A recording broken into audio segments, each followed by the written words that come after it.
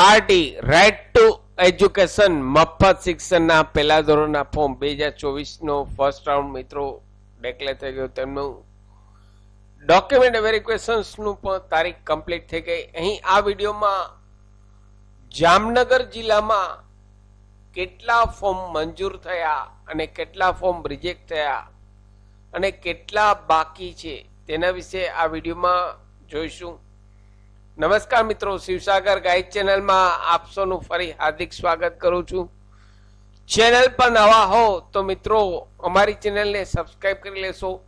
આરટીના એડમિશનના video દર વર્ષે અમારી ચેનલ પર પબ્લિશ થતા હોય છે. સાથે મિત્રો અમારી ચેનલ પર સરકારી ભરતીની માહિતી, ડિજિટલ ગુજરાત સ્કોલરશિપની માહિતી, વર્ડ, એક્સેલ, પાવરપોઈન્ટ ઘેર બેઠા શીખોના તમામ વિડીયો પ્લેલિસ્ટમાં અવેલેબલ છે. Come to the point friends, અહીં આપણે સ્ક્રીન ઉપર જોઈએ તો અહીં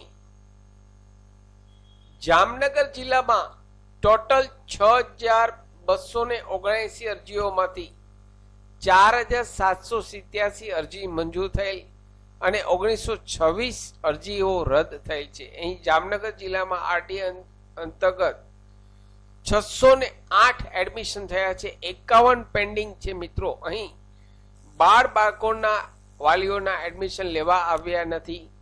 એક વાલીએ એડમિશન ન લીધું.